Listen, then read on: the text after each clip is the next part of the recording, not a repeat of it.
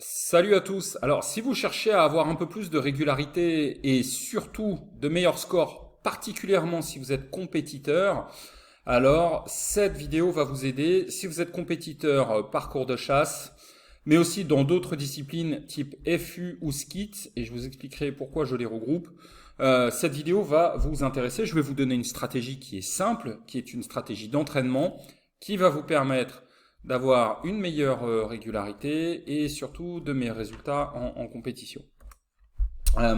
Alors, quel est le principe? Le principe, c'est ce que j'appelle le principe du judo. Alors, vous allez me dire, qu'est-ce que vient faire le judo dans une vidéo sur le ball trap? Eh bien, juste pour la petite histoire, je pratique le judo et il y a un truc qui est connu en judo, en gros, c'est le piège de toujours avoir le même partenaire. Quand on a toujours le même partenaire d'entraînement au judo, on connaît son partenaire par cœur, entraînement après entraînement, et finalement, on sait quel mouvement on arrive à lui placer, on sait quel mouvement lui va vouloir vous placer, et donc finalement, on est dans un monde un peu de routine, un peu de connaissance, parce qu'on est toujours avec la même personne. Et si vous gagnez toujours contre cette même personne, ça ne veut pas dire que vous allez gagner toujours contre d'autres personnes, même du même poids. C'est-à-dire que vous avez votre pote d'entraînement, c'est toujours le même, vous lui mettez toujours la pilée parce que vous savez exactement comment faire et vous croyez que vous êtes fort. Et puis un jour, vous arrivez en tournoi de judo, contre quelqu'un qui a la même ceinture que vous. Voilà, je sais pas si vous êtes débutant ceinture orange, vous arrivez en face d'un autre ceinture orange, sauf que c'est pas votre pote d'entraînement. Et donc, vous savez pas quel mouvement lui placer, vous êtes plus dans les routines, et finalement, ce qui marchait à tous les coups sur votre partenaire d'entraînement, ah bah là, pas de bol, en tournoi, ça marche pas contre votre adversaire du jour, et c'est vous qui perdez. Et quel est le rapport avec le ball trap? Eh bien, si vous êtes tireur de parcours de chasse, un des pièges, c'est que si vous êtes dans votre stand, vous allez toujours tirer les mêmes plateaux et vous allez toujours les tirer de la même façon. Je prends un exemple tout simple et après je parlerai FU, je parlerai skit. Pour le moment, je parle parcours de chasse. Je prends un exemple tout simple de parcours de chasse, une chandelle. Donc c'est un plateau qui va monter, qui va atteindre son pic. Voilà, un peu penché ma chandelle. Hein. Normalement c'est plus droit que ça. J'essaie de le faire un peu plus droit. Voilà, ça va monter, ça va atteindre le pic et ça va redescendre. Hein, une chandelle c'est vraiment le truc classique. Eh bien, dans votre stand, si ça se trouve, vous le cassez toujours juste avant le pic. C'est un peu le grand classique de la chandelle. Mais qu'est-ce qui se passe si demain, vous arrivez dans un autre stand où la configuration est différente? Vous avez une chandelle sur un doublé qui est un doublé simultané. Donc, imaginez, vous avez un truc comme ça, vous avez un doublé, vous avez un traversard, et en simultané, on lance une chandelle. Bon, bah là, le plateau que vous allez tirer en premier, à mon avis, c'est celui-là.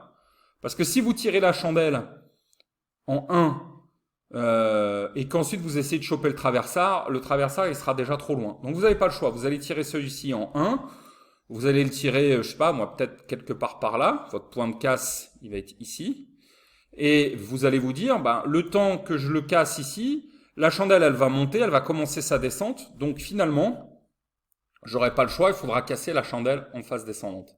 Et là vous êtes mort. Vous êtes mort pourquoi? Parce que à l'entraînement, vous avez pris l'habitude de casser les chandelles ici. Or, vous n'aurez jamais le temps de casser la chandelle en phase montante puisque vous serez occupé sur le traversard. Ça veut dire quoi? Ça veut dire qu'il faut comprendre un truc, c'est que les gens qui organisent les concours, les gens qui font la mise en place des plateaux, ils veulent vous pousser en dehors de vos retranchements. Donc évidemment, vous aurez toujours les classiques. Vous aurez toujours du traversard gauche-droit, vous aurez toujours du droite-gauche, vous aurez toujours du fuyant, vous aurez toujours du rentrant, vous aurez bien un petit rabbit qui va d'un côté ou de l'autre. Ok, pas de problème. Mais faites leur confiance aussi aux organisateurs pour jouer avec vos nerfs et jouer avec le relief, jouer avec la végétation, jouer avec les angles, les vitesses, particulièrement sur les doublés, pour vous faire sortir de votre zone de confort, pour vous obliger par exemple à casser une chandelle en phase descendante, pour vous obliger, je sais pas, alors un autre grand classique, celui-là je l'avais vu dans la région d'Amiens, il y avait une tour comme ça qui était derrière le tireur, donc le plateau il partait très très très haut, voilà, il y avait un espèce de pylône, il y avait un lanceur qui envoyait le truc là, qui envoyait le plateau. Donc ça faisait ça, hop, ok. Et vous aviez beaucoup de végétation ici, beaucoup de végétation là, et finalement, la zone de casse, elle était assez faible, elle était ici, ok. Donc c'est pas très dur de casser un plateau haut qui part de derrière vous, mais si vous avez toujours l'habitude de le casser quand il est loin, en prenant votre temps, et que là, bah là, il y a tellement de végétation que de toute manière, vous n'aurez pas le temps, vous avez une fenêtre de tir qui est super réduite, vous serez mort. Enfin, vous serez mort, vous n'arriverez pas à le casser. Et le problème de s'entraîner dans le stand de la même façon, toujours sur les plateaux, c'est qu'on est dans une espèce de routine. Vous êtes dans votre stand, vous savez que le rabbit, il part de là, il va faire ça, machin. Là, vous savez qu'il y a un arbre. Vous avez votre point de repère. Vous savez que quand le plateau il passe devant l'arbre, limite, vous avez qu'à pointer à un endroit ici et vous appuyez et vous êtes dedans, quoi. C'est un peu le souci. C'est que vous êtes comme dans l'exemple du judo, vous êtes dans un environnement qui est connu, qui est facile. Vous croyez que vous êtes fort, mais en fait, si les paramètres changent, vous n'êtes pas fort du tout. En réalité, vous tirez parce que vous avez des routines, vous avez des habitudes. Voilà, vous savez que tel plateau, on le casse à tel moment, à tel endroit, avec tel point de repère. Et c'est sur votre stand, vous cassez tout, mais quand vous allez sur un autre stand, vous voyez que la vie est plus compliquée.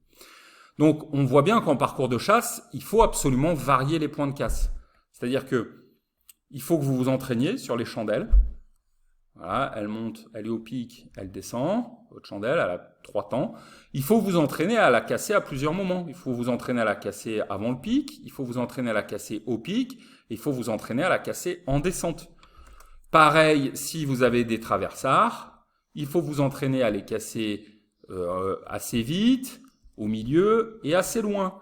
Alors bien sûr que là, vous allez peut-être rater un peu plus. Que là, vous mettez quasiment 100%. Et que là, vous allez mettre peut-être que 90%, ici que 90%.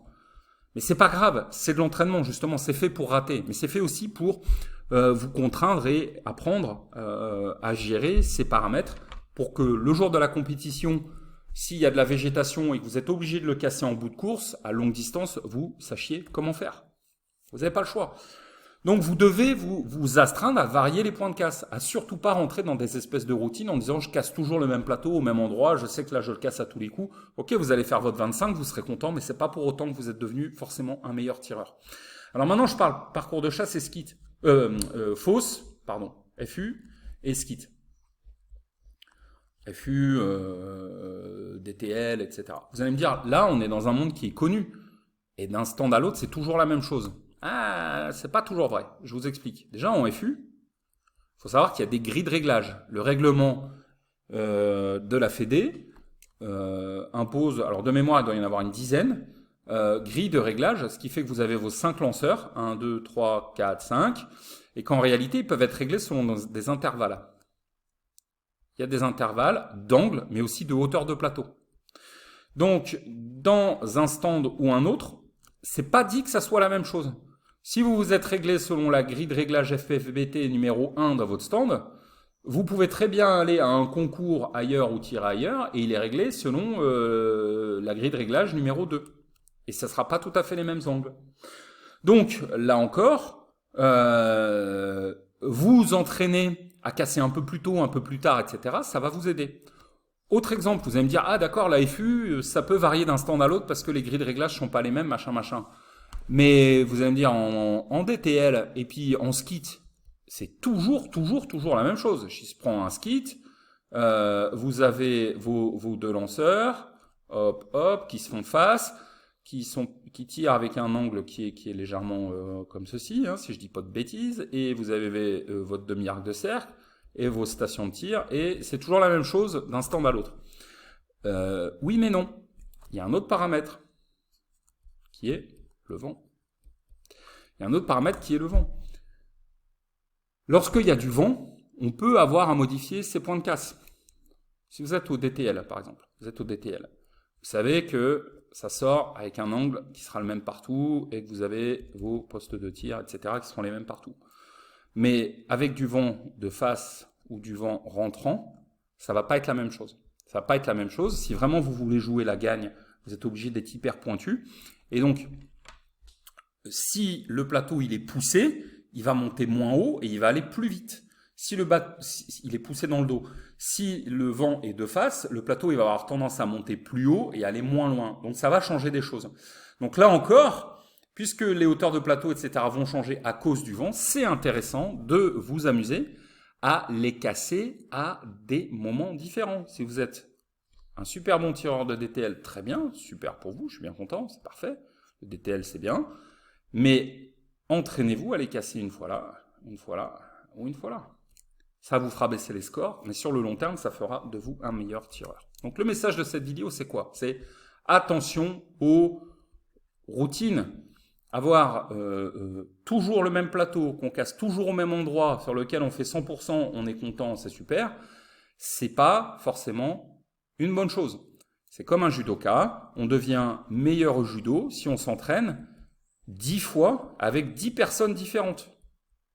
Une là, que tout le temps avec le même, à qui on met toujours la pâtée sur le même mouvement. Là, avec 10 adversaires, vous allez avoir des rapidités différentes, des techniques différentes, des gens plus ou moins à l'aise sur tel ou tel mouvement.